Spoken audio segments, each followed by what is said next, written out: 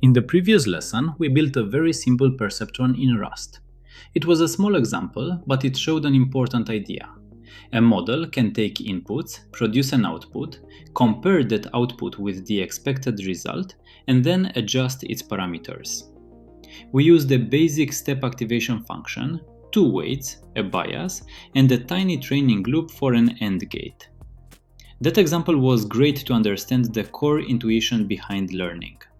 But now we need to take the next step. Because in real machine learning systems, we usually do not train models with this simple perceptron update rule. Instead, we use gradients. And to work with gradients, we need to talk about derivatives. That is exactly where today's topic begins. So I do not want to stay too long on the previous code. The important idea to keep from that example is this. We had inputs, parameters, a prediction, an error, and then an update step. That is the big picture.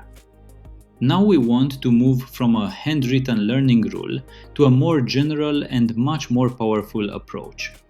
Instead of manually inventing update equations for every model, we want a system that can automatically tell us how a small change in a parameter affects the final result.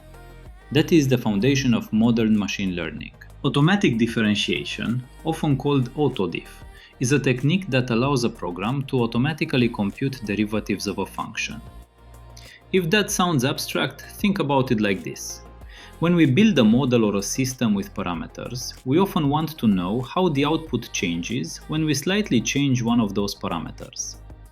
For example, if we change a resistance value a little bit, how much does the circuit behavior change? If we change a weight in a machine learning model, how does the error change? These sensitivities are derivatives. Traditionally, we would have to compute these derivatives manually, which quickly becomes very complicated for larger systems. Automatic differentiation solves this problem by letting the computer track the calculations and compute the derivatives automatically. This idea is actually the foundation of modern machine learning frameworks like PyTorch, TensorFlow, and JAX. But in this example, we are not training a neural network. Instead, we are applying the same idea to something engineers know very well, an RC filter. The goal of this program is simple.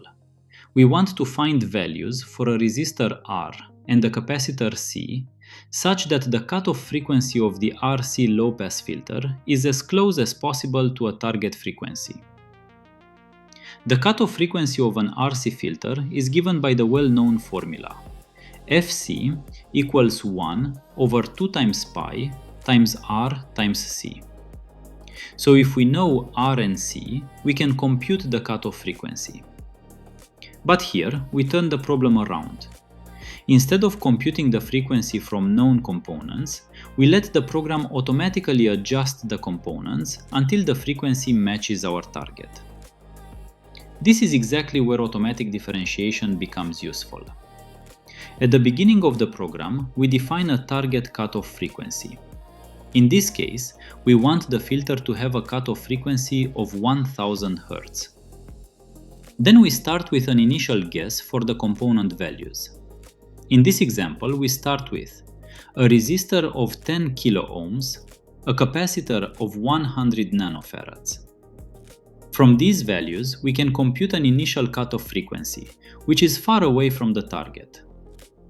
Next, we define what is called a loss function. The loss function measures how far we are from the goal.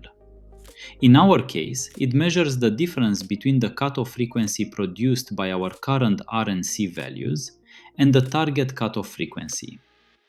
If the difference is large, the loss is large. If the difference becomes small, the loss becomes small. The job of the optimizer is simply to reduce this loss step by step.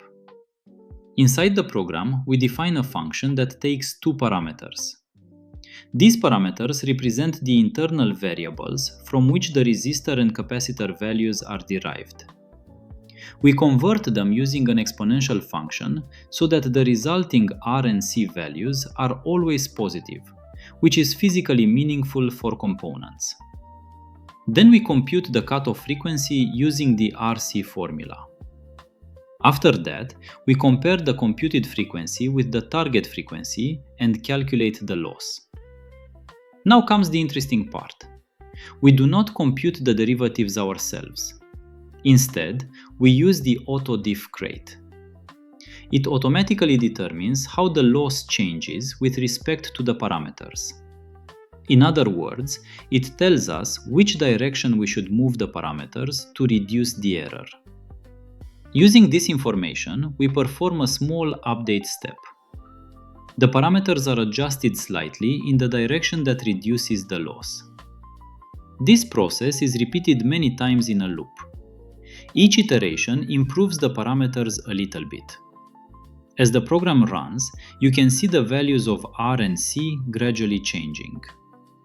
At the same time, the computed cutoff frequency moves closer and closer to the target value. Eventually, the optimization converges and the program prints the final values of the resistor and capacitor along with the resulting cutoff frequency.